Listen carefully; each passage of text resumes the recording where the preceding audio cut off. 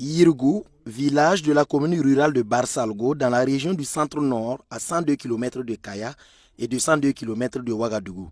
Dès l'entrée des Korluego nous escortent, la population est en alerte maximum depuis l'assassinat de 6 habitants du village. Réunis devant la cour du chef, quelques témoins encore sous le choc reviennent sur le drame de leur nouvel an.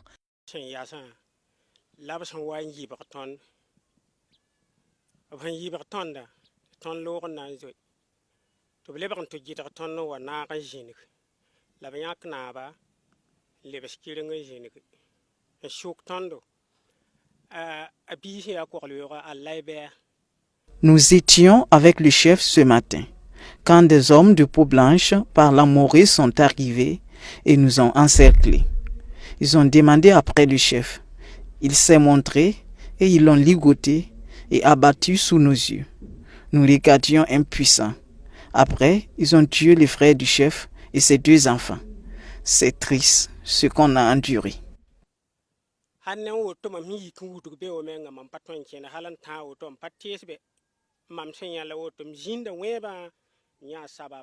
Les tombes des 6 sont juste derrière. Le chef du village, Kouka Sawargo, son frère et ses 2 fils sont enterrés côte à côte, un peu plus loin de Korluego. Ces douilles seraient celles des balles assassines des individus armés. Après ce forfait matinal du 1er janvier, les Korluego prennent le relais.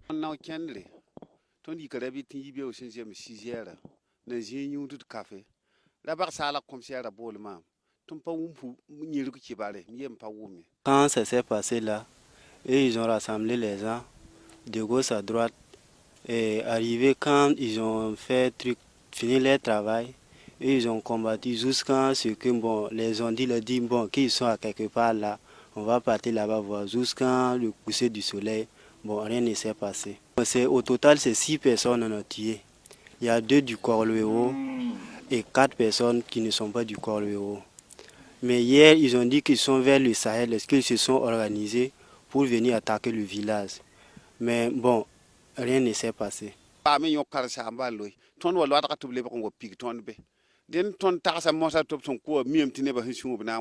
Selon le gouvernement, des exactions de groupes armés auraient causé la mort de 46 personnes.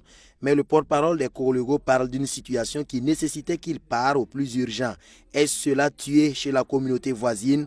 Ils ne diront rien sur ces crimes. Ce qui est sûr, les premiers suspects sont les voisins éleveurs qui auraient hébergé les terroristes.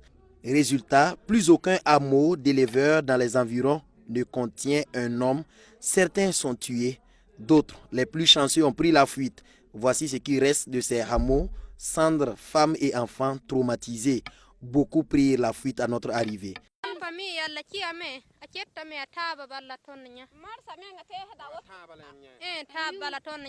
Nous avons tout perdu ici. Il ne reste plus un seul homme dans ce village. Ils sont venus, ils ont tout brûlé. Nous avons très peur et nous ne savons pas où aller. Ce 3 janvier, la situation s'est un peu calmée avec de fortes patrouilles des Korluego. Gendarmes et policiers étaient également en nombre dans les environs.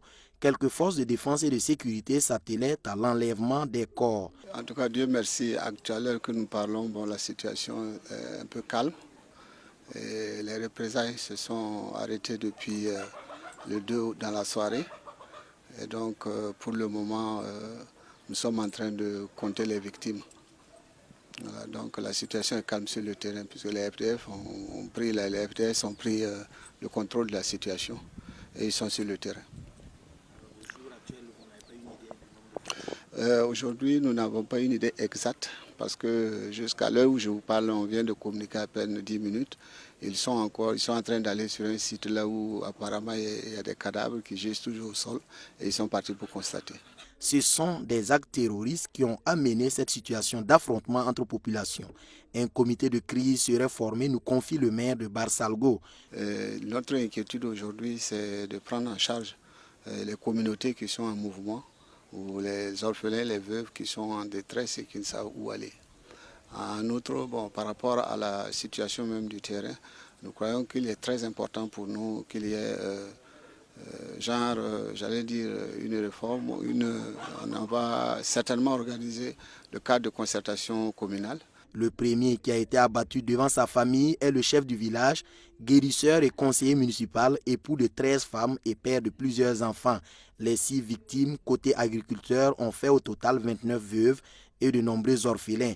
Mais à Yirigou, tous vivent dans la terreur puisque les populations ne savent pas quand est-ce que les présumés terroristes vont revenir, tandis que femmes et enfants dans les hameaux scrutent l'horizon, espérant du fond du cœur que leurs époux ou pères sont toujours vivants.